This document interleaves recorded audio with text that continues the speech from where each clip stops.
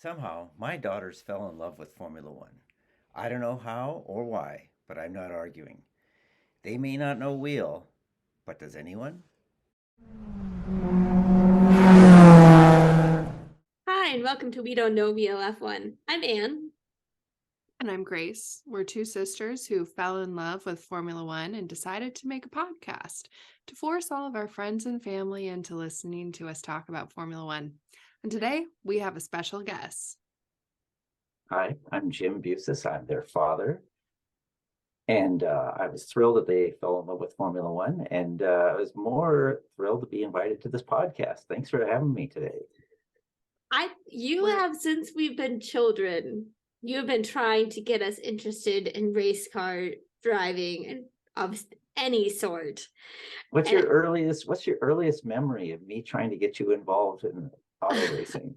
I Okay, remember what's the movie going with the to heartbeat? Is that Le Mans? Le Mans. That's Le Mans. I remember you making me watch that movie.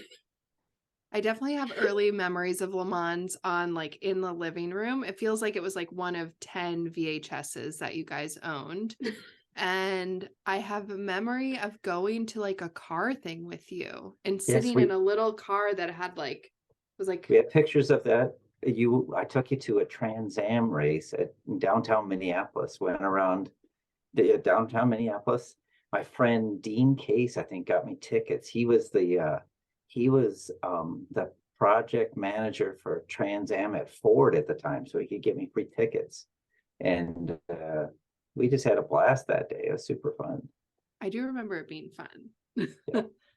But I have this feeling, Dad, that when Drive to Survive first came out, you saw it and you were like, I can get my family finally interested in Formula One, because you tried to get me to watch it so many times. Right. I remember watching a full episode with you from the first season, where the one where Daniel Ricciardo decides to go to Renault and he jumps off the cliff in Monaco or wherever he is. And I got to the end of it. I didn't realize it was a TV show. For some reason, I thought it was a movie or something. And I was like, oh, that's a TV show. And I didn't want to invest the time to watch all of it. And then a couple years later, when we were working at my house, we watched it every night. And that was just the third season where they kept teasing the Grosjean crash every night. And Mom and I kept saying, when is that gonna happen? I feel like I just talked to Mom about this, and she was saying how dad had been trying to get her into racing forever, and she was always like, nah. And then she's like, when I watched Drive to Survive, I was like, oh, I can get into this now because I see the people behind it, and that's what interests me. And I'm in total agreement with her. I'm like, yeah, tell me the stories. 100%. Right. And I've taken her to Brainerd for a couple of different events. I took her to, there was a sports car event. It was I can't remember if it was a vintage event or an SCCA event, but I remember we went to the event. They liked that. It was Aunt, Mom, and Sarah, and your previous guest, and they liked it. And then I took them over to the drag strip because they've changed Brainerd so they can drag and road race at the same time. And Sarah said, this drag racing is cool. So she really liked that. I'm not sure what with her attraction was to that. But at the road racing, which is the paddock is completely open for SCCA and vintage. And vintage, they want you to come look at their things, and they want to talk to you because that's their big deal. That's their shtick. And so I was thinking they were going to get into that, and maybe you guys would. If I took you to a vintage race and you saw these vintage F1 cars just sitting there, you'd say, this is really cool. Anyways. Well, so we brought you on because we wanted you on, but we wanted to talk about, we went to the Long Beach Grand Prix and we wanted to talk about it. We've actually recorded this podcast once before, but lost the recording. So this is take 2. And I loved how it felt very accessible, even for Indycar. Yes.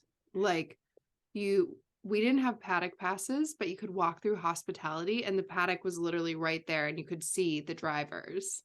We That was so saw one of cool. the top drivers in the series, Joseph Newgarden, right there in his driving suit, getting ready to go. He's just across the fence from us, and Michael Andretti, the team owner, eating lunch on the other side. It was pretty cool. Really, right That's there. who the dads were really excited about, Michael Andretti. Everyone's like, The dads. there's like a father and a son, and the father was like steering his son, like, look, there he is. All the middle-aged guys. So Michael Andretti, his first race win at Long Beach, I think, was in like 1982 in a Super V, which is a smaller version of an Indycar, much smaller version of an Indycar with a Volkswagen engine, like a Scirocco engine.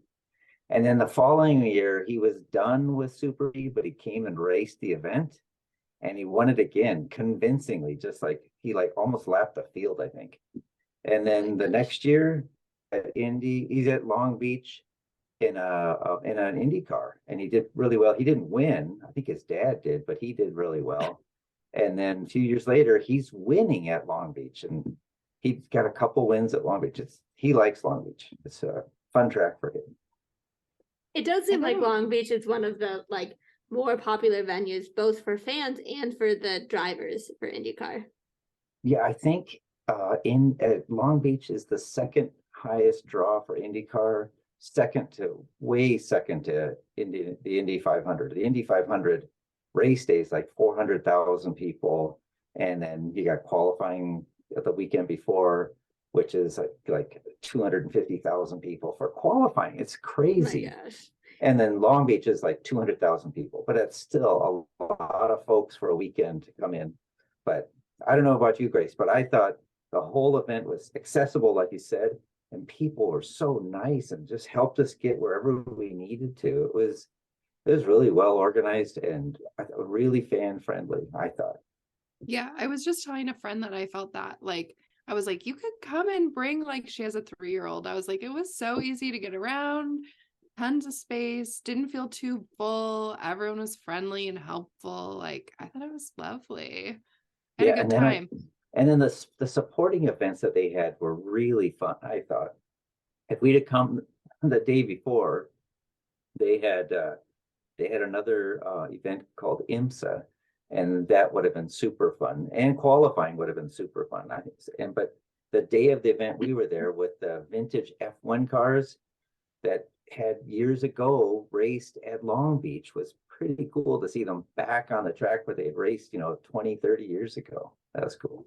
That was very fun. And we also saw Zach Brown race and then immediately like spin out the car. So that was, that was a little disappointing. Yeah, that was the only text I got from the family while you were all at the race. It's just saw Zach Brown crash. He didn't crash. I think he spun. I don't think he damaged the car. It was literally the first lap. Yes. The tires weren't warm. I don't know. The tires weren't warm. Yeah. I have to say, I've been enjoying some of the Zach Brown slander from Daniel Ricciardo fans the last couple of weeks. By that you mean Christian Horner? No. Well, no, it's all of the like online fans who are taking what Christian Horner has said and be like, look, McLaren and Zach Brown were so terrible to Daniel. Yeah. Good entertainment. Yeah, but McLaren has like a big IndyCar team. Yep, they do. Yeah, who are the drivers? Pato O'Ward and Alex Palou? I think you're correct there, yeah. And Do they have a third? I'd have to look. They pay homage to McLaren with the coloring of their cars, and it's very obvious that they're Aero McLaren, and yeah, that's cool.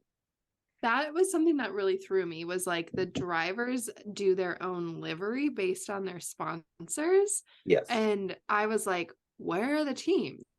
I was ready to do like some nails for Andretti. And then I was like, wait, these cars don't even look like what? It's that learning curve for me. Which, right. Can't they also like change their liveries on their cars quite often?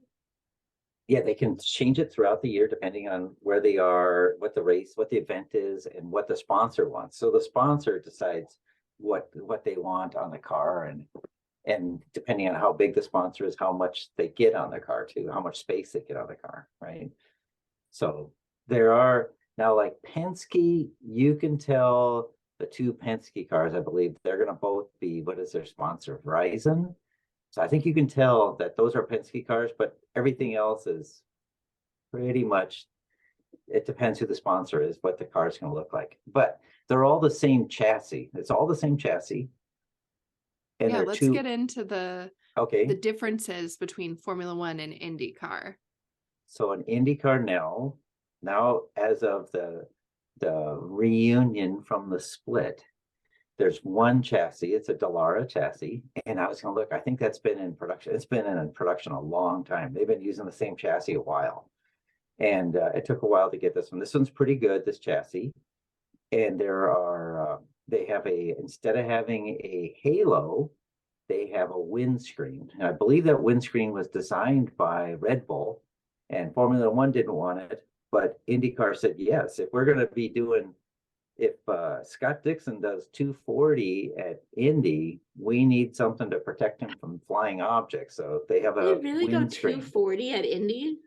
Yeah, I think Scott Dixon qualified like a 234 the last year, the year before, and the fastest it's ever been.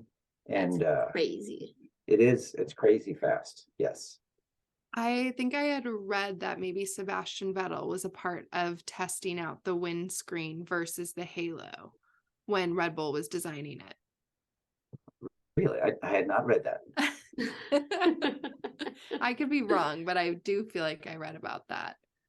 I like, obviously we're Formula One fans here, but I do feel like it feels a bit more open air with the halo, because it's like their heads are out there. I just watched a video. Did I send this to you, Anne, of Esteban Ocon reviewing like racing movies? And so he was reviewing You a did movie. send that. What was the first movie, Anne? I don't remember. I watched it a while back. I watched it before you sent it. It starred, who's Rocky? Sylvester Stallone, and that is Driven. Okay. I own that And movie. they were driving like little, one-seaters with no helmets on. And he was like, you would never do that because your head is hit over and over again. Yeah, where was that? That's like, they didn't put their seatbelts on. They didn't put their helmets on. You wouldn't do it this way. No, they were like driving through the streets or something crazy like that, just chasing each other. Yes. The movie is a little ludicrous. Yeah. And then who plays another big name actor, Sylvester Stallone, and somebody else. He was his character was in a wheelchair to sort of be like the Frank Williams of IndyCar. And this is back when Champ Car raced all over the world, and they did some filming in Germany, and they filmed at one of the racetracks in Germany. I know. But we could watch it sometime. You got to understand, it's not the quality of like Rush or Le Mans. Le Mans is the best. It's definitely the pinnacle of racing films. Rush is pretty good. It's got the a good movie where story. they don't talk for 35 minutes at the beginning is 22 the best. minutes without a character saying something. There's dialogue in the background, but it's just an announcer talking. It's not a person talking. Oh my gosh. Okay. Let me bring us back. We digress. So they use the same chassis. They use two engines, but the teams have to pick and stick with it through the whole season. Yes. And so they use two suppliers. Does that mean they can like negotiate with the suppliers to change up the engines, or it's set? No. And it's all a formula. Just like Formula One. It's a formula. It's a 2.2 liter V6 twin turbocharged engine. Yeah, but and like they get a few races out of it. They get like 4 races. I think they get 4 engines a year that they can go through. But in Formula One, like they can negotiate with whoever they want to bring in the engine. I mean, it has to meet the specifications, but right. It has Red to meet Bull the can go out and get a Honda, or I don't know. Oh, right. Well, any of the teams. So I don't think all the teams use one engine. They don't have multiple. They don't have two different engine suppliers, the teams. So like Andretti Okay. Autosport, one engine supplier. Mhm. Because that would be suicide to have more than one engine supplier in a team. Yeah, because their budgets do seem like much smaller than Formula One. And I feel like I've confirmed that in the time since we last spoke. Right. So I think an IndyCar team, a top IndyCar team, is like $10 million per car. Okay. And a lower rank IndyCar team, that's like the three top teams are four top teams, I guess I would say, are Roger Penske. Penske's the number one, Chip Ganassi's number two, Andretti Autosport number three, and then you'd say maybe Arrow McLaren number four, and then like Foyt and Meyer Shank and who's the other one? Dale Coyne, and yeah, then you get some other ones. And I'm sure those are not spending $10 million. They're probably maybe spending half that and getting in the race. Okay, that brings me to watching the race. Oh my gosh, the way that they would like go out there, turn the car around and be like, back in it, baby. That felt like, Oh, I mean, say like when they had a crashed. spin out or something, Yeah, and then they yes. spun out or the engine died or they crashed. They would just get people out on the tracks, fix them up quick, and they, as long as they could make it back to like the pit, they kept going.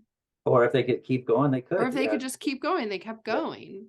And that kind of harkens back to, I mean, that was perfectly natural. Like I'd watched a lot of SCCA racing. Like if you could get it running again, you get going. Just get going. It's really giving Fernando Alonso vibes because everyone else in Formula One is like, I got tapped, I'm out.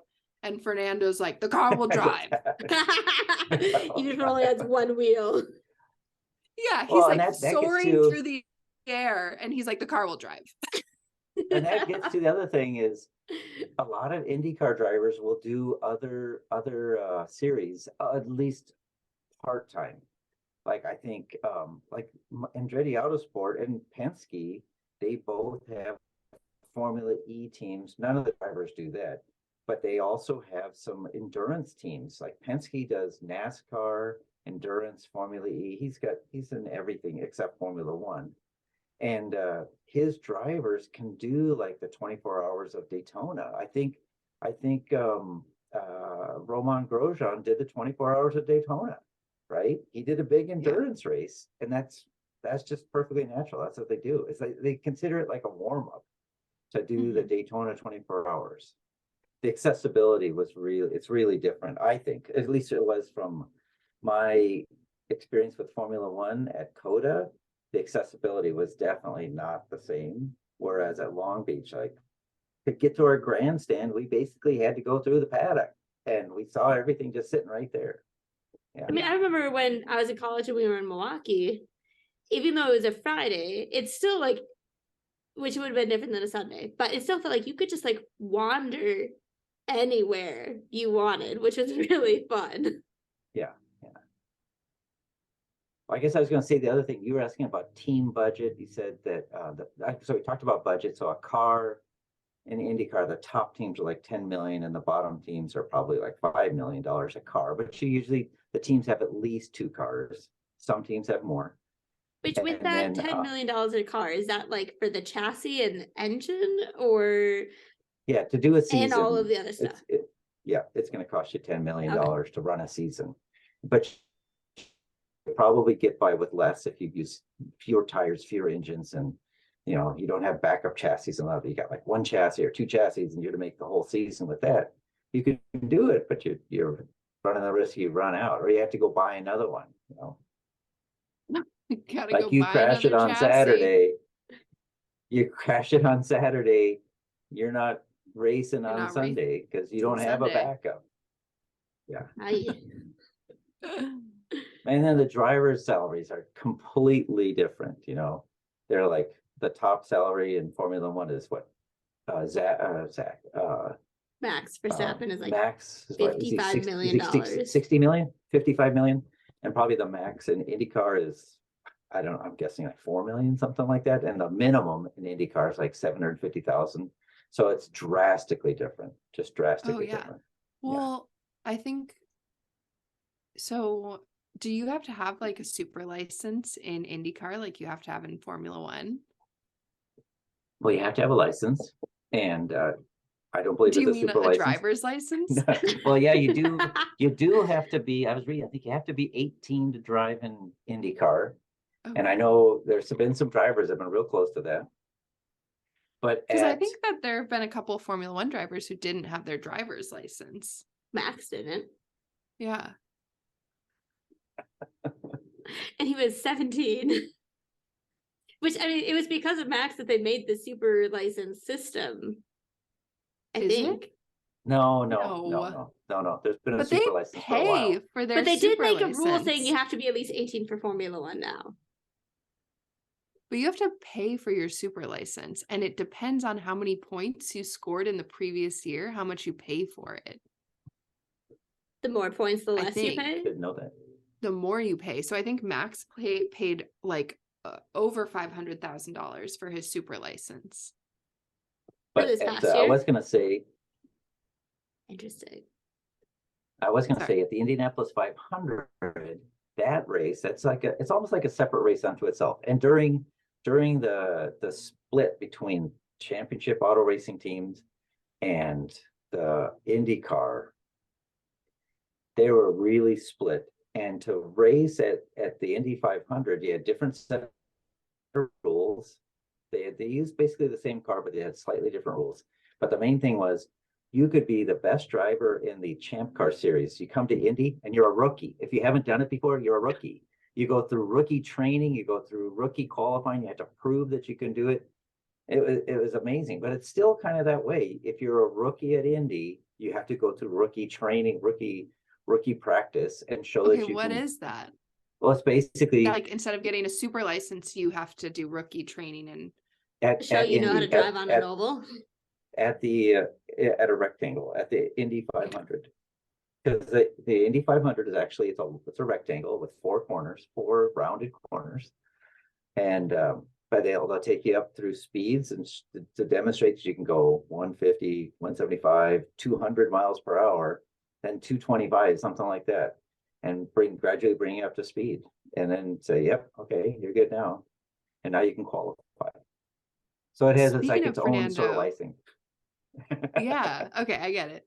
Speaking of Fernando Alonso again, no, he has tried to do the whole Triple Crown, right? Yeah, And that involves the Indy 500.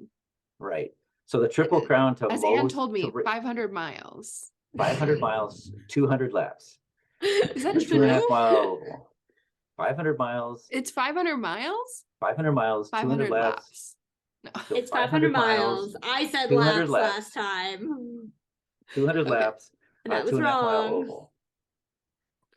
But the Triple Crown to most people in the US, the Triple Crown of auto racing is the Indy 500, Le Mans, and the Monaco. So it's like different types of cars.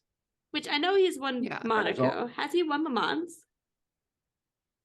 Apparently he's won Le Mans because I he's think he after has. the Indy 500. Because he's after the Indy 500. Yeah. He's waiting until he retires from Formula One to do the Indy 500. When he's 60. Is that what he's gonna do? I don't know. I mean, I'm guessing. I'm gonna make So a Mario guess. Andretti chased the Triple Crown for a while. He did Le Mans. He's like did Le Mans in 66. You know, one of my favorite movies, Ford versus Ferrari. That was what, 66.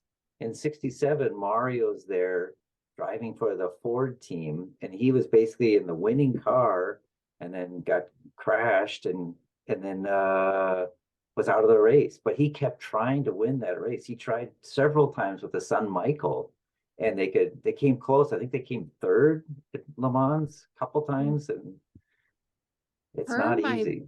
For my very quick Google of this, I believe that Fernando Alonso has won Le Mans twice, actually. Wow. Which seems Wow. insane. Yeah. That So guy needs hobbies. I guess Taylor Swift will do for now.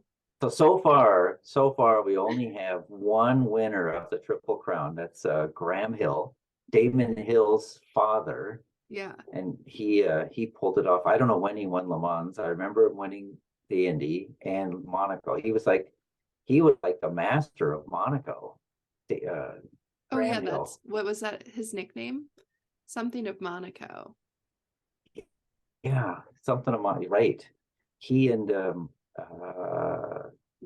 Ayrton Senna were the Demons of Monaco, I think. The Demons of Because they Monaco. won so many times. Okay, I'm gonna look this up too. We're gonna be on the Up and Up podcast. So that would be super fun to see Fernando come back, to see him do a full season. But that's another thing about Indy cars. You don't have to do a full season. Like I remember years ago, Al Unser, Roger Penske contracted Al Unser to do the big oval races for a year, for one season. So Al took the job. Al, come May, end of May, Al wins the Indy 500, and he's just doing the big ovals. He won the Indy 500.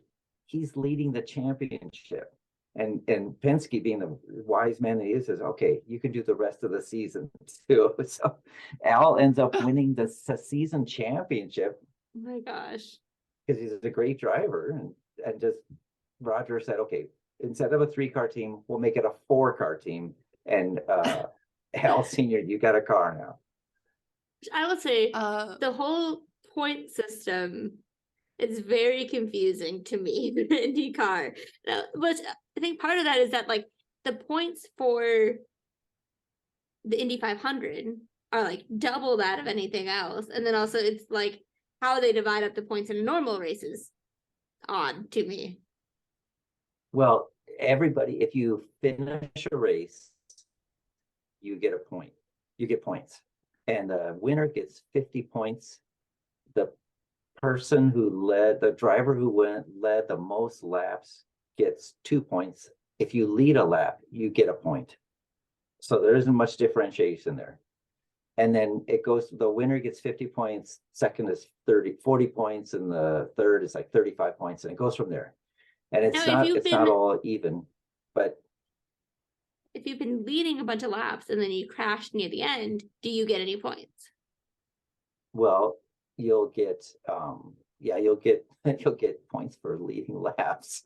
So like and depending on where Ramon in Texas got points because wasn't he swapping with the lead? Yes. Well, I don't know if he was in the lead, but he was up near the lead. Yes. Yeah. That's interesting. Yeah. Okay, that's IndyCar is wild. Right. And there are Jeez, major Andy. differences, but another big difference between Formula One and IndyCar is the start. And IndyCar, it's a rolling start, and mainly for safety, so you don't have those big crashes. But you can go back and look at like the early 70s. There were some horrible, tragic crashes at Indy, even with the rolling start, because your tires on hot. Well, the cars were hitting each other. Yeah, you have to go look back at some old video of this early 70s Indy 500. It was pretty bad. But it's mostly to prevent the big crashes like you see at the start of Formula One races. And also, so if there's like a caution, a full course caution, they'll do another rolling start at that. They won't, if they had like a red flag on a race where they stop it completely to clear something and then restart it, they'll do a rolling start. So there's never a situation where they do a standing start. Right. Now, one thing I know, Grace, you probably noticed at the Long Beach Grand Prix, when they did that rolling start, the start finish is just following a hairpin turn. When that rolling start got going, there were cars still getting around the hairpin, and they'd wave the green flag. So if you're in the back, it's a disadvantage to be back that far. But yeah, it's possible, and especially at Indy. Indy has been won by like every position on the grid, and 33 positions on the grid. And at Indy, there are 3 cars per row. So it's 11 rows of 33 cars. And there have been winners from every position. How many cars typically try and qualify for those 33 spots?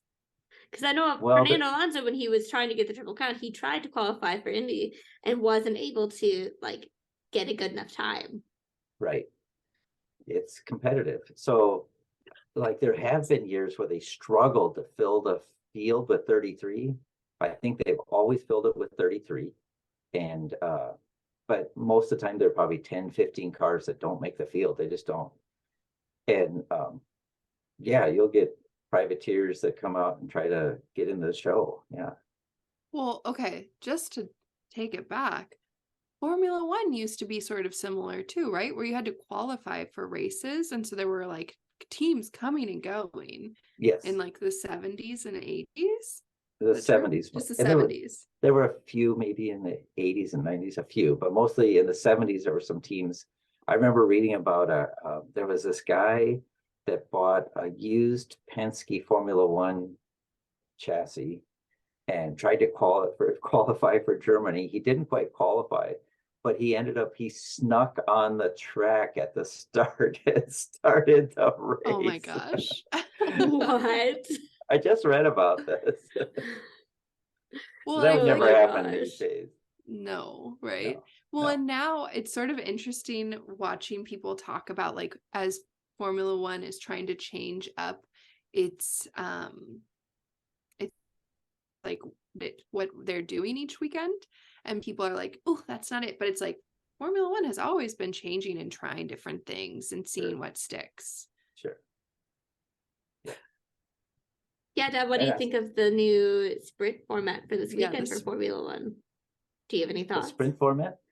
Have you I heard think about it's a this? great idea. I think they kind of borrowed that from the Detroit Grand Prix, the IndyCar race in Detroit. They have two races, and I think it's like genius to have two races, because like we didn't come to Saturday, but if it had been a race, we might have considered coming just for a short period of time for that race. So I Yeah. think it's really builds fan enthusiasm, and it gives you a shorter event, which I think is good. I think packaging it into 2 45-minute races or something like that is like totally smart. It's great. Think about your TV sponsor.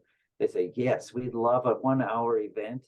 I can pack with commercials at the beginning and the end. Yes, let's do this. And during the event, we can have it in a small screen or something. That's Dad says another issue with IndyCar is that it doesn't have a time limit. Right. It's just a lap, which is not always good. I kind of love that Formula One has that time limit, and they're just like, oh, rained for 2 hours. Bummer. And you're like, Race is what? done. It's so ludicrous, but it's kind of like, I like that. Yeah. So there's the rain thing. That's another one. So on a road course, if it rains, they'll drive.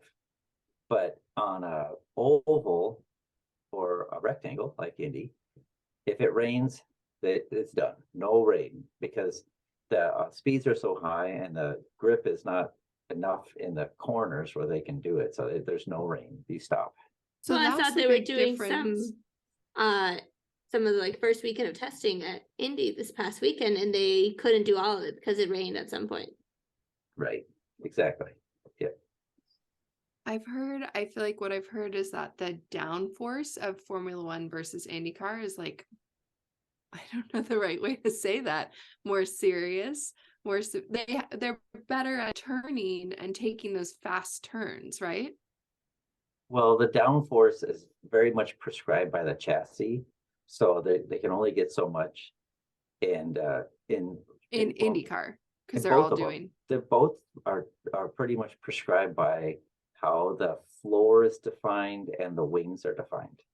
So it's pretty much defined. You can't exceed physics, right?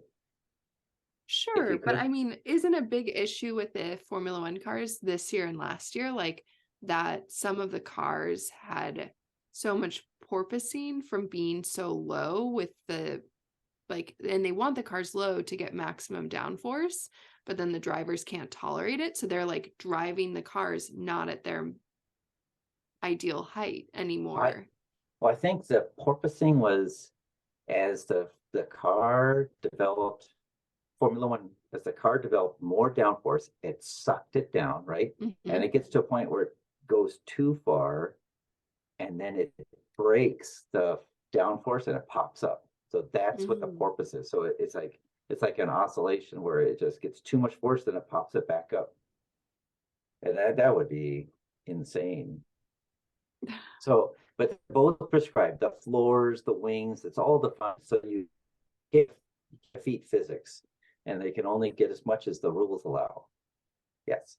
They're still But they're also packages. So it's a chassis. So Indy cars have a defined chassis, but you have different wings and other components for the races. So like for a street course like Long Beach, they have big wings front and back to get more downforce because they need Okay. it on the turns. yeah, all But the at turns. but at Indy, so if you watch the Indy qualifying, you'll see all of a sudden they've got these tiny wings on the front and the back because they don't need as much downforce.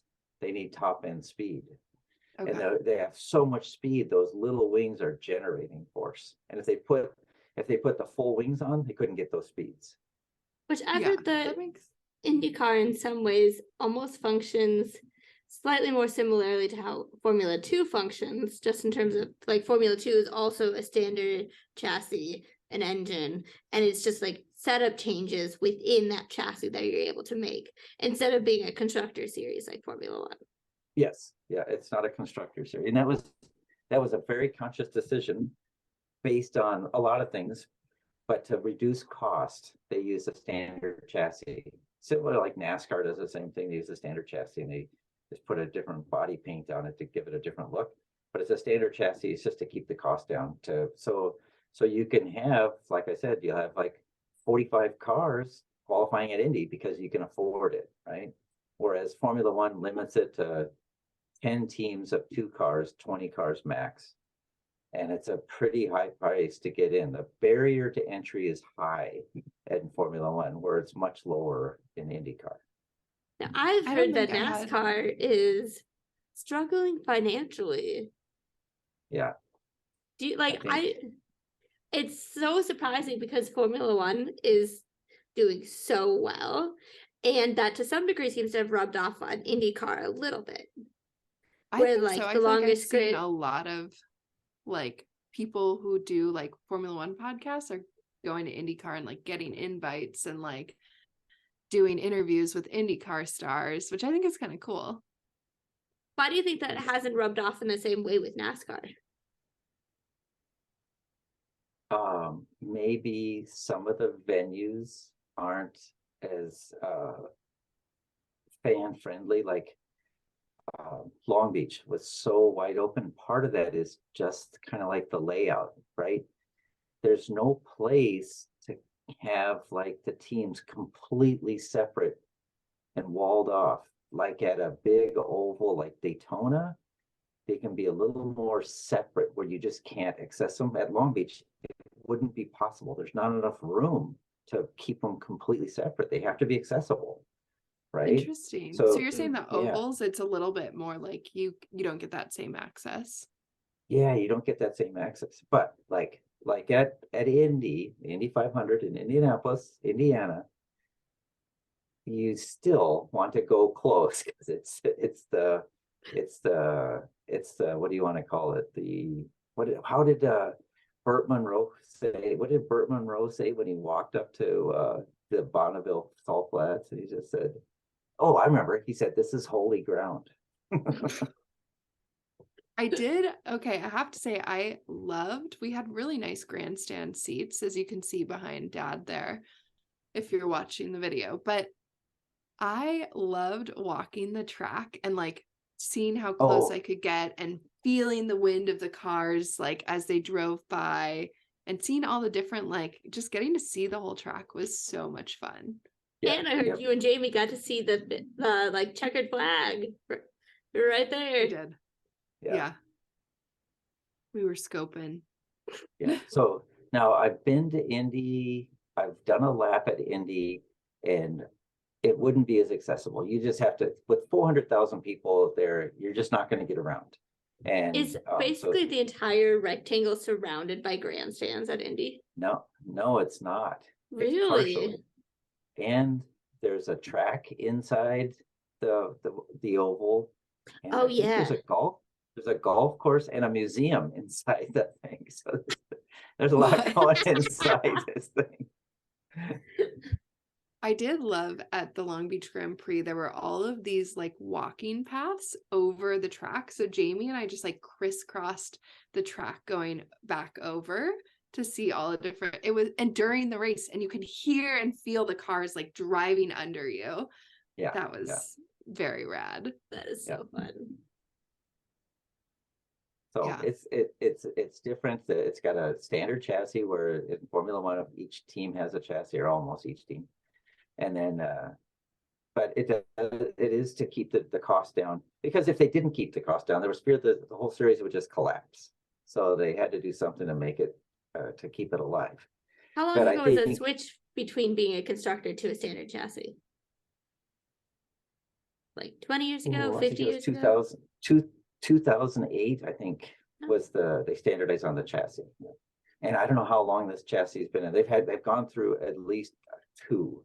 And some of the first ones weren't that good. I mean, I remember, all the carbon fiber parts they put on, they touch each other, and then all of a sudden the track could be covered with carbon fiber shards, and they had to get all the stuff off. So they made drastic improvements on that. Because like at Long Beach, we saw none of that. I mean, when there were touches in that, we didn't see any problem with carbon fiber shards all over it. And well, the people who run IndyCar must have been worried that like if that kept happening, all the teams would be like, we don't want to do this anymore. These cars are crap. Well, and they just had too much stuff on them, and they had to fix that. So there were different packages, aero packages available, and they kind of got rid of that stuff.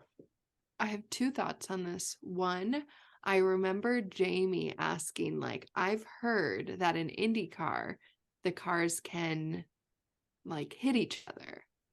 And Dad had a hot comeback on this. I said, that's not hitting, that's rubbing. And rubbing is racing. And I enjoyed that. And two, I'm ready and excited to see a Formula One car as close as I possibly can. But I will say, like, the feeling of those Indy cars, it felt very like toy car.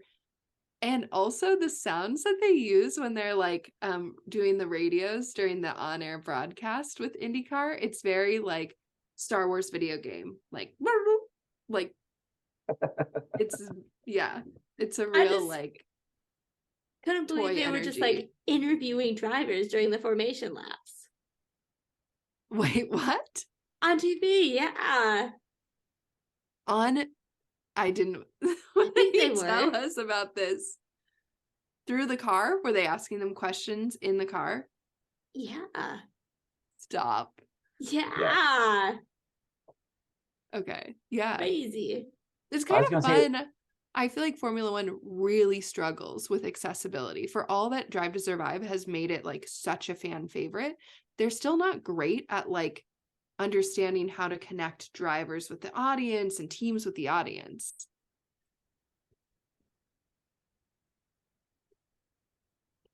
IndyCar's out here like, let's interview the drivers while they drive the cars.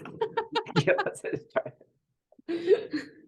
I wonder how much that has changed since Liberty bought Formula One, because I feel like we do like there's an impressive amount of kind of like online content that comes out from Formula One, where even if you don't watch Drive to Survive, you can see interviews with the drivers constantly. You can see like their radio from in the car. And I don't know if that would have been nearly as accessible before they were bought by Liberty, which was in like 2016 or 17, right before Drive to Survive. What do you think, Dad? You watched it Formula One before them. Oh, it's much more accessible that way since Liberty bought them, yes. And but the communication was nothing like it is now. Like it used to be, like it was like signs over the pit wall. That was when I started watching. That's what it was. Signs on the pit wall, and you did this. And in Formula One, when I went to Formula One at Long Beach, you used the same tire to start the race to end the race, and you didn't refuel. There was no pits. You just kept running unless you had a problem. Then you came into the pit. So you'd make the whole race on one set of tires on one fuel. And now IndyCar, as soon as Indy came in, that was completely different. Indy, We need pits. yeah, we got tires and we got fuel. And Which with yeah, IndyCar, so I know they have two different tire compounds. There's like the standard, and there's some funky there's name for the other one. three compounds. There's Is it really? the I could have sworn that it was only two, Dad. there's I think it's 3. the hard, medium, and soft. And that was interesting too, because at the beginning of the race, we're watching that, and the Andretti Autosport started on the soft, and Joseph Newgarden started on the hards. He was on the blacks. Like, whoa, he was able to sort of keep up, but he started slowing towards I was surprised, slowing towards the end. And then he came in and he switched to softs, and I think Andretti Autosport switched to the hards.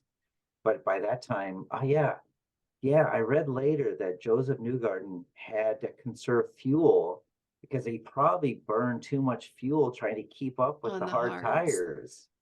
So that makes sense. Okay. I've For the And record, Yeah. record, there's primary black and alternate red, and then there's rain tires, and that's it. Oh, they were Anne's on calling you out. greens. They were on Yeah, greens. what are the greens, Anne? You better had check like a- yourself. No, this is They from had, like like, the Firestone website who makes the IndyCar tires. Okay, they were on greens, but they said were like made from renewable, what was it? It was biodegradable rubber. The greens were biodegradable. Really? It's called an alternative tire. Yeah, they called it alternate red on here. I don't know, Annie. But yeah, there's the primary and then there's alternate. Really? That's what I'm finding, and that's what I heard We'll have to go on back the and look at commentary. pictures. Well, Grace does It was some more interesting. That's research. the green. The green is the soft. Yeah. I'm too deep in this now, guys. Okay. That's I a was gonna sustainable say- tire. The greens are sustainable, just so you know. Oh yeah. Well, I was also Grace gonna does some mention more that research. I have a question for Dad, which is there has been rumors and speculation recently that Liberty may want to buy IndyCar and Really? turn it into A feeder essentially series. another feeder series, but in the United States. What do you think of that, Dad? I think Roger Penske owns the series, so I don't think that's going to happen. But if the price is right, maybe so. I'd be disappointed, but What have you found, Grace? Well, it's hard to say because I found the website you're looking at, but I honestly think that's out of date because they did not have those colors at this race. I will say it is quite often more difficult to find information about what's happening in IndyCar compared to IndyCar Formula is 1. so much more confusing. Like Formula 1 is pretty straightforward, TBH. And like there's the Formula 1 app and the Formula 1 website. Like everything you want to know, you can find there. Yeah. Which is nice. Come on. And they have the streaming service that also runs through there. I will say IndyCar is also accessible. If you look at their website, they'll tell you what races are on NBC and in your time zone, so you know when it's That's going to true. be on. So Sunday morning, you come home from church, you can flip on NBC, and there's your IndyCar They'll race. pray for you and they'll drive your IndyCar. My friend Zach stayed up. Wait, and the IndyCar season basically ends by the time NFL football So starts. important. Well, it is definitely like more American than Formula 1, which I guess you got the time zone benefits, right? Because Yeah. people hate waking up at like, Yeah. 3 a.m. I like it personally. I say, You ready great. for 4 a.m. for Baku, Grace? Yeah. I'm going to be working. Actually, I'm working a 24-hour shift that day. So yes, I am. I may be awake that time anyways. My friend Zach stayed up to watch Australia, and I saw him this past weekend, and he mentioned, I was like, wasn't it such a great race? And he was so annoyed with how it had ended. I was annoyed. He's like, it was such a lame ending. Yeah, they should. That's where Formula One needs to implement the rolling start. Is Yes. in those like red flags. If they're gonna red flag all the time, which I'm not saying they shouldn't. I actually think like for safety concerns, then they really should red flag, but they need a rolling start. Yeah. Come on, call me Lando Norris. Well, they should have been able to see that like all weekend in Australia. Everybody had been having trouble with tire temperature and like sliding off track, and then you add in this like sun going into their eyes on top of that. Yeah, I was thinking about Sainz. IndyCar, and I was thinking about remember the start of the race, they had like 5 Acura NSXs or 10 Acura NSXs. We were like, and what they is were this? electric, and they were just silent. And then the Indy cars came, and it was loud. Even with the twin turbos, they're loud. And I was thinking, maybe Indy will be the one that switches from internal combustion engines to electric. The big series that switches. Like Formula E is doing it, right? Yeah. Why not? That is the entire draw of Formula E. Right, but maybe IndyCar ought to do it. Just make the jump and go to electric. What do you think about that? Doesn't feel very American. Why not? You could get the motor suppliers, the battery suppliers, instead of getting Honda and Chevy to sponsor. Now you get the motor suppliers. Like, who makes motors? Emerson, and the batteries are Tesla. You could be sponsored, get a major series sponsored for the battery manufacturers. I don't think it's a bad idea. I like it. It made me very excited to go see Formula E because I want to hear those quiet cars. We gotta I do too. I just saw a video with someone in Formula One being like, it used to be so loud, but as soon as the hybrid era hit, it's like you really don't even need earplugs. As soon as the cars are on the track, you can hear each other. And I was like, what? So What? I'm very intrigued by this. Yeah, I would be intrigued as well. Yes. I was surprised how loud they were, because I had remembered when I went to Long Beach back in the 80s for the IndyCar, I didn't think it was as loud, but maybe my ears were more tolerant then.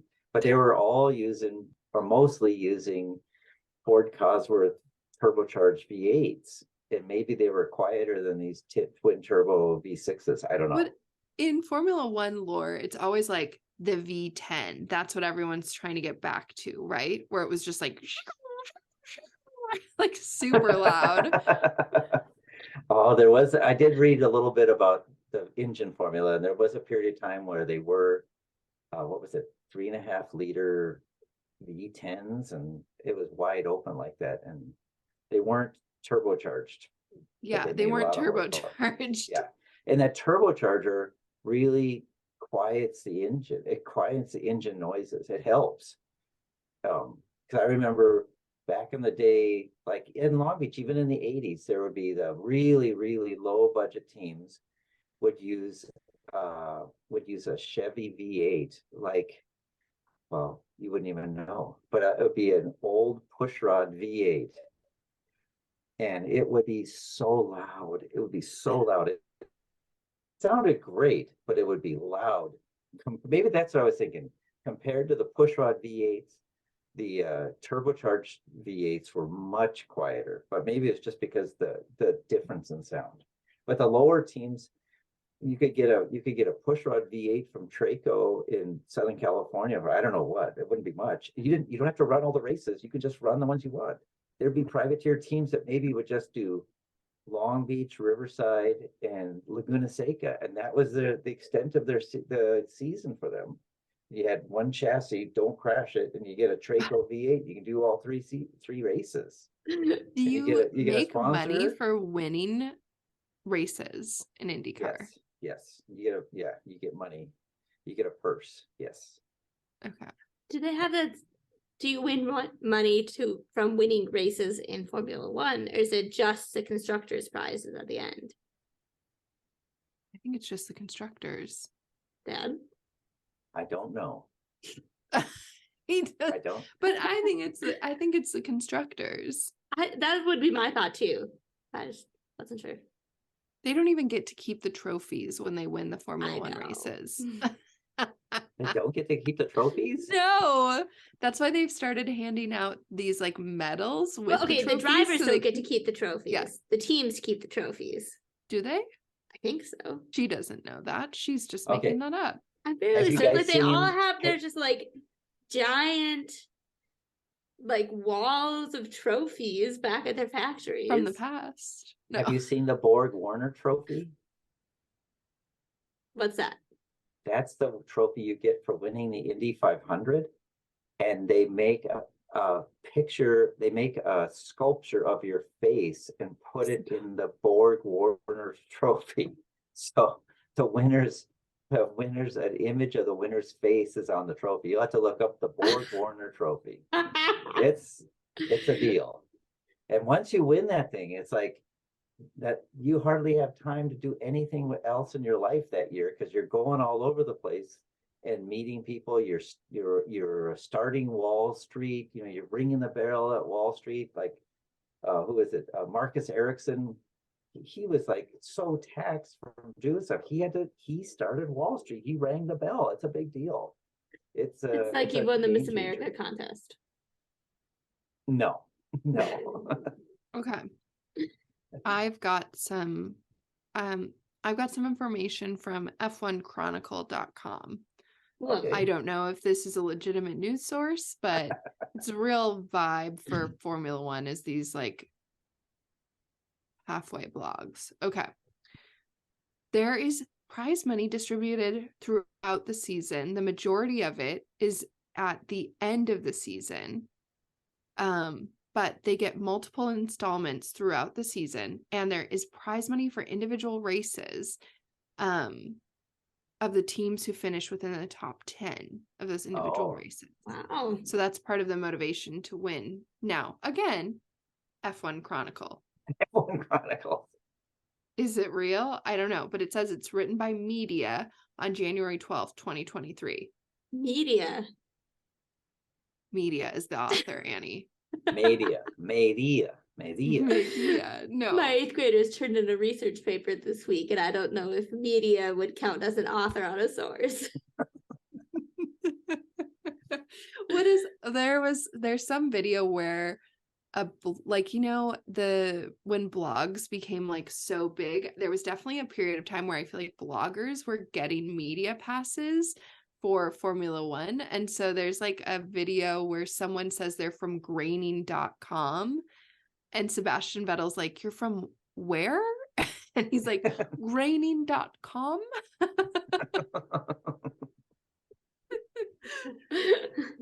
Those were the days. I had to have a conversation with a freshman today of you can't trust everything that you see on TikTok. Oh no. It's bad. TikTok has infected all of the young people's brains. Okay, another crazy thing to me about IndyCar that I know they used to do in Formula One is refueling. Yes. That is nutty. Yeah, it's a thing. They refuel. They use ethanol as their fuel, and it's renewable. I mean, everything's renewable in a sense. Oh no, I mean I think it's Just it's depends probably on how long it might corn-based. take to renew it. corn-based ethanol. Very And, American. Okay, but just to be clear on the greenwashing of this, ethanol is renewable in the sense that you can grow more corn, but it's Yeah. just as equal of a polluter as natural gas. In fact, it may be dirtier. Yeah, I don't know For the the caloric processing. content of each. I don't know. I don't, anyways, Either way, you're producing a greenhouse gas. yes. Much like decaying matter. I talked to Grandpa about that and he says, yes, even when kelp decays, it produces a greenhouse gas. Sure. Yeah. as things decay. I mean, but that's true. Yeah. But isn't there a whole thing? I'm not going to get too deep into this, but I do think there's stuff about how a lot of carbon is actually stored in the deep sea. And so that's a very big concern with the warming oceans, is the release of this stored carbon from decaying plant mass that has been stored basically in these like very cold ocean temperatures. Dad's like, we're off the map. We're I have off the not map. been there. I thought we were talking about race I cars. thought we were talking about Indycars and Long Beach Grand Prix. But we haven't talked much about the race itself. Yes. I thought the strategy that Kyle Kirkwood used was excellent. What was it? It's just like The Office. I'm going to start fast. I'm going to keep going fast, and I'm going to finish fast.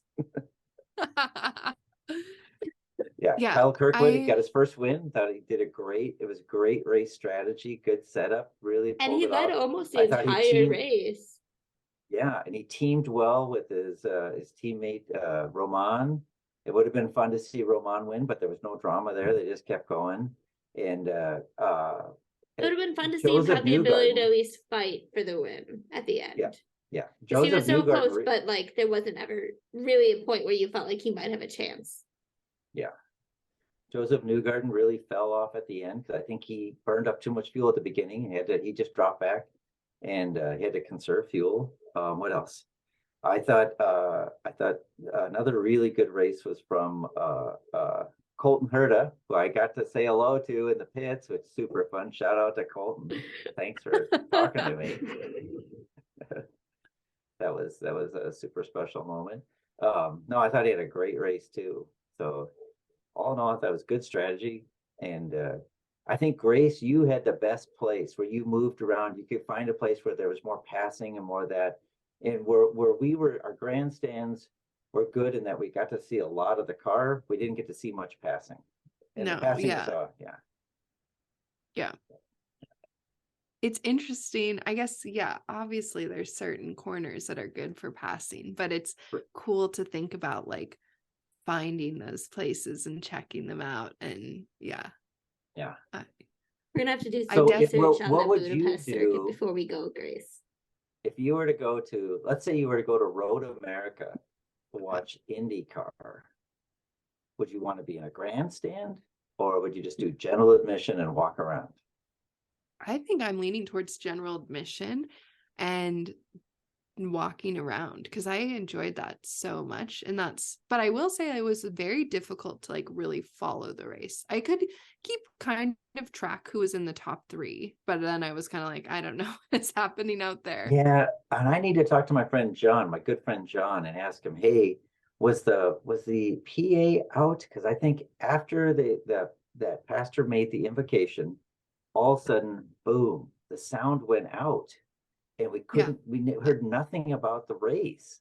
And normally in my day, it was Bruce Flanders announcing the race, saying stuff like, Mario Andretti has just passed the whole field for the second time. Well, was there were people next to us in the grandstands who were listening to the race on their like fancy earmuffs. Yeah, I don't know what they were. It looked like a walkie-talkie. I don't know what they were using, but I think there's an app. I think the IndyCar app will get you the sound from the event real time.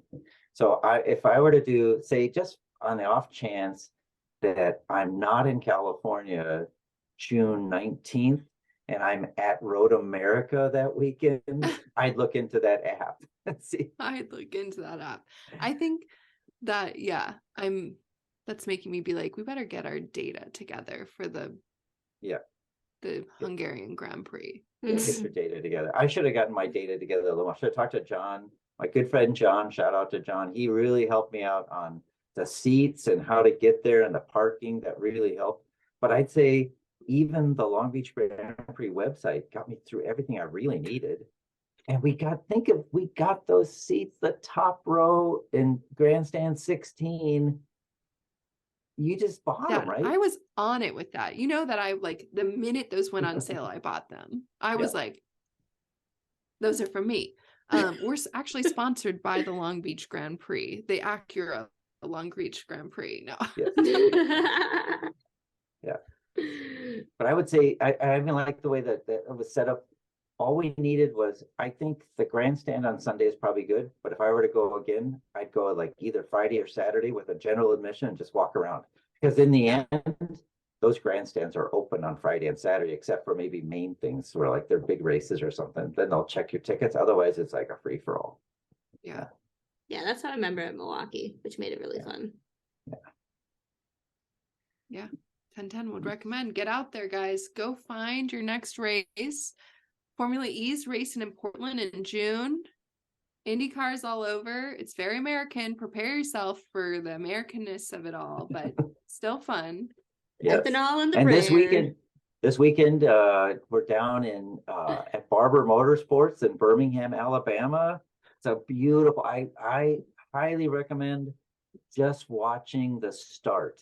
It'll be the greenest grass you've ever seen at Birmingham, Alabama. The track is just spectacular. It's got elevation changes, turns. It's got a little dirt. So if you get off the track, you kick up dirt. It's like road racing heaven. I highly recommend it. Well, Anne and I will be at the Baku Grand Prix. And wish.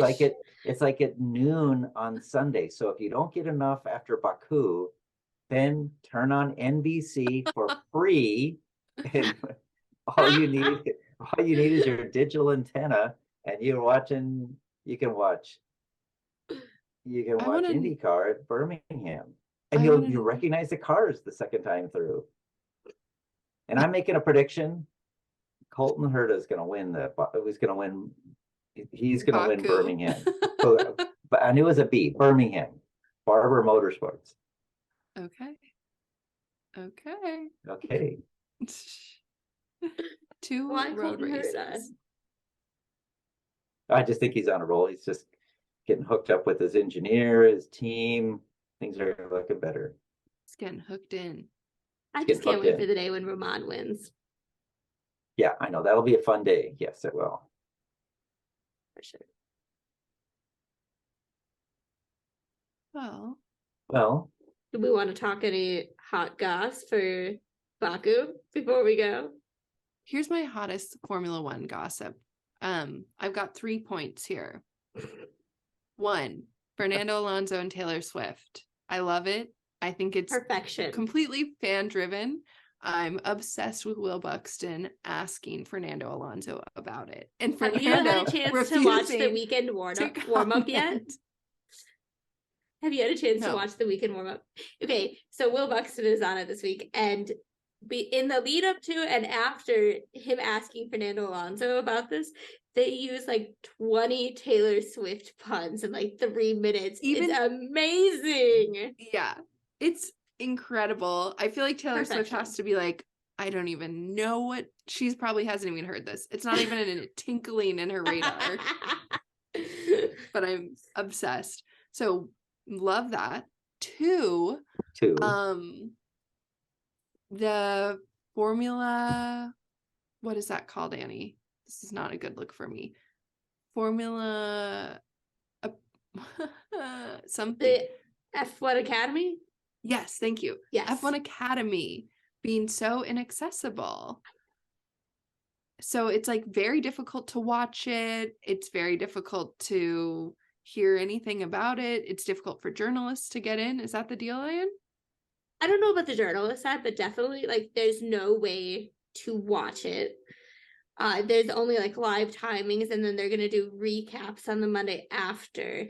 And I read something earlier today where they were saying like they're never going to be at the same track as Formula One, which means that all the media infrastructure that comes with Formula One that's there for Formula 2 and Formula 3 is not going to exist for the F1 Academy.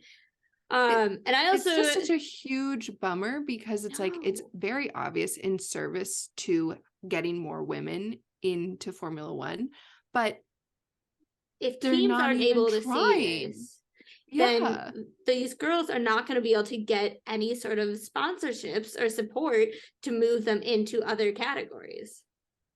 Yeah. Yeah. Which And I I also think heard the that only like way it's that possibly improves is by making a fuss about it. yes. But I've That's also heard true. it's possibly because they since the W series collapsed last year, they hadn't necessarily been before that planning on starting F1 Academy this year, and so they had like a year less than they were thinking they might have in order to figure out all of this stuff. Well, I will be watching to see if this all improves, but I'm certainly I will say I trust Susie Wolf. sure. Yeah, but it doesn't matter if you trust Susie Wolf. I love too that you're just like, I I intrinsically trust Susie Wolf. But I trust her to be and I was hardworking just and like, to yeah, advocate of to the best of her course. abilities to get the best for these women. Yes. I think but you know, there's this place there, it's very easy for women to just get like, oh well, we want women, and then they just throw them in, but they don't put any thought behind it, they don't make it work, and then they're able to be like, oh well, people don't want to watch, and it's like it's literally impossible to watch. Yes, exactly. So, and then Susie could just be caught up in the middle of that, right? Like she may have very little power over the timing of the races or where it's going to happen or when. We don't know. Yeah, want to I know think, more. you know what the answer to that is? I think they should start with IndyCar because it's more affordable. It's an entry point, and you'd have sponsors that say, yes, we want this. Okay.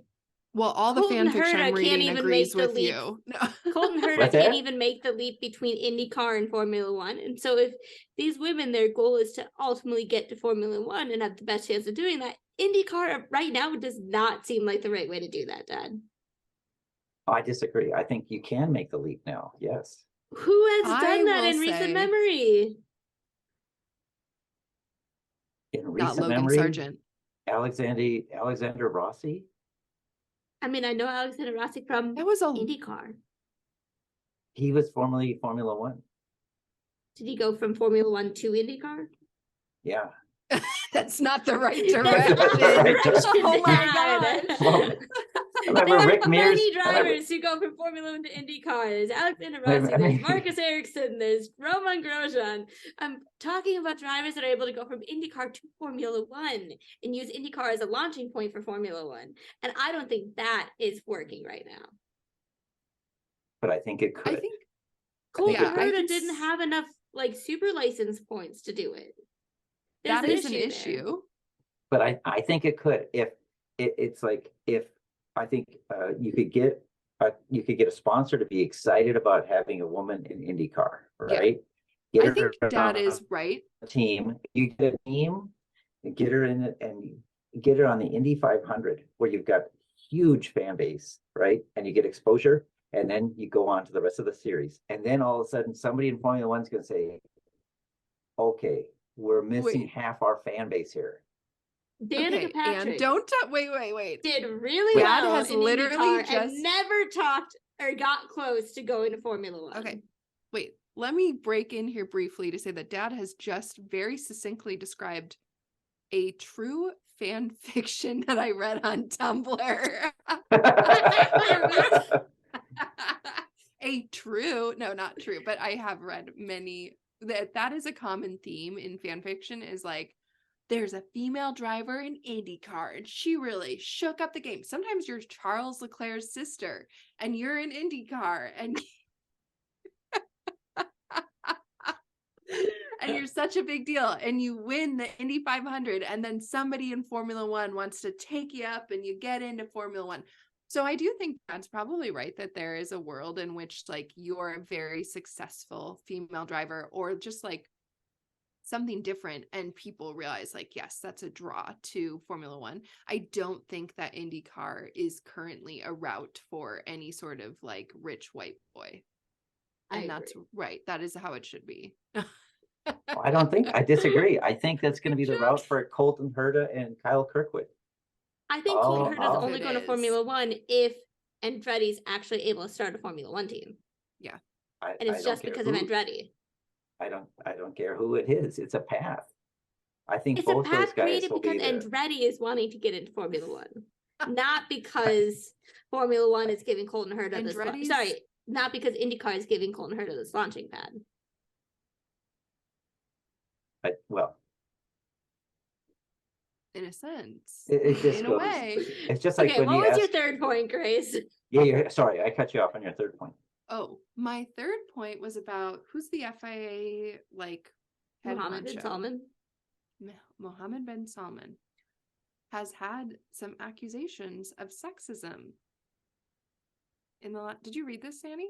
Oh yeah, and well, like sexual harassment. Yes, In and it was general. over the woman who was appointed the like interim CEO of F1. And she like brought these accusations. They were never investigated by the FIA. And essentially it sounds like she was very much like pushed out of her job, which I mean should not come as a surprise, but should be talked about. That's my news of the day. I also have a bad feeling that there's hardly going to be anything said about that over the coming weekend at Baku. Like I didn't hear anything about that today. Okay, here's my thought. I mean, Susie they're not going Wolf. to bring it up. They're employed by Formula One. I mean, Here's it's my right thought. there. Susie Wolf comes to US, starts her own IndyCar team I knew he was going to say that. with a female driver. It can be a single car team, Yeah. Jamie Chadwick. and she runs her team, and she does it her way. And bingo, bango, bongo. You got sponsors saying, yes, I want to sponsor this team. Dad's actually just described a different fan fiction that I have read, in which Susie Wolf is the team principal. But I like all the all of the above. Because We just need Susie more Wolf women. probably has enough capital right now to do it. Yeah. She could buy a team that's fallen apart and just say, okay, I'll take this team and make it work. Well, I'm really excited to see what she does with the F1 Academy, because I think she's enough like of a public Quasi-celebrity. figure that people are like, oh, I want to know more about the F1 Academy because Susie's associated with it. And that's important too. You need your champion. You need the thing that brings people in. For sure. Yep. But Danica Patrick could do the same thing if she wanted to. I think she's got enough fan base. She could do it. Well, If she's interested Grace, in do you doing it. remember who Danica Patrick is? Yes, I do. I was just curious, trying to gauge like how much people knew her or not. I think people know her, but I think like, we want like, Formula One is so fun because it's so international. So I want to see some international flair out there. Yeah. But it's hard on the teams and the drivers, and it's really hard on the workers on the teams. It's super hard. Yeah. Yeah. I mean, I think you're actually bringing up something I have not thought about at all, but I think about in my daily life all the time, which is like, it is very different to be a full-time working woman than it is to be a full-time working man, especially if you're in a partnership or have children. And we know that just based on like sociological research that women are doing a lot of extra like home care and taking care of people within the family. And so I imagine that is one of those jobs that you as a woman might be like, this is my dream job, and you work in it for a while and then you're just like, this is not worth it because I have so many extra things. And men are just like, of course, I have someone at home who does everything for me and I just travel the world. I mean, I'm sure it's hard for them as well. I'm not saying it's not, but it's a very different experience. Yeah. That's why we need universal childcare. No. Okay, final question of the night. Yes. Have you guys listened to Charles Leclerc's song? I thought it was totally fake until I saw the interview where he was like, I thought it was like a fan-made thing, to be honest with you. He totally I knew he made had it. said he was making something, but I was like, this is way too soon. And then he was like, I loved the experience of doing it. You know about this, Dad? No. I He do not know. recorded a song, just him playing the piano. Well, I mean, there's more in it, but it's him playing the piano. And Well- he released it, and it's in the top 10 on iTunes. And well, so it's like he just has a synthesizer and he played the piano and then he like switched it to strings and did the like background string part on there too, Grace. No, I've not heard this. No. It's very cute. It's very nice. Anne's not impressed. No, I think it's like there are diehard Charles Leclerc like fangirls on Twitter who are like, you can tell how Charles poured his whole soul into this Okay. song. I will just say my one comment about that. I was reading about Graham Rahal and how he hasn't lived up to maybe his expectations in IndyCar. And I think Joseph Newgarden said, well, he may be that he's not concentrating 100% on racing. He's also got his foundation. He's working on this foundation to raise money for kids. I'm not sure what the foundation is. It's a good Dad's foundation. Like, it's money.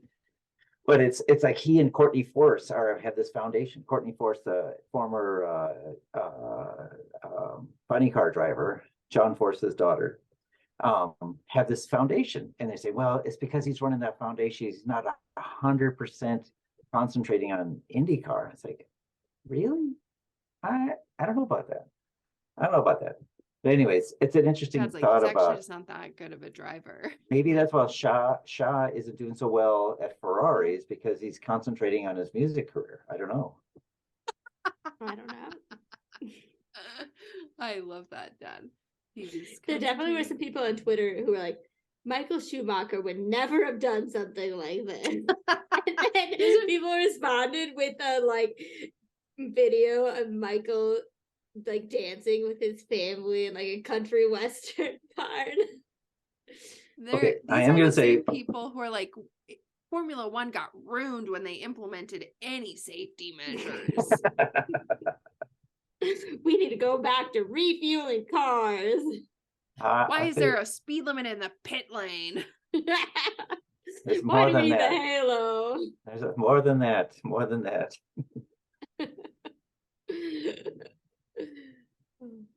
But Well, thanks Okay. for joining us, Dad. Oh, thanks for having me. It's been super fun. Looking forward to Barber Motorsports this Sunday in Birmingham. I hope to see Colton cross that finish line first with the checkered flag. I I'm highly looking recommend forward to some at delicious least chaos in Baku. just at least watch a little bit of Barber Motorsports in Birmingham, Alabama at noon on Sunday on NBC. Just a little plug there. Just to see the green grass and the beautiful track. I think Dad is sponsored by IndyCar. he might be. And Grace, just for you to like compare, okay, that was Long Beach, completely street circuit to a purpose-built road course, and see who adapts well to a road course The with elevation purpose-built road changes. course. Yeah. That's Yeah. my plug. Well, thanks everybody for joining us. Like, And we'll comment, see you- subscribe. Yeah, like, comment, Tell your subscribe, friends, family. send this to your friends. We will see you very soon. After Baku. Not live, not actually in Baku, but from our own living rooms. After watching Baku. Yeah. Good night. Bye. Bye. Bye.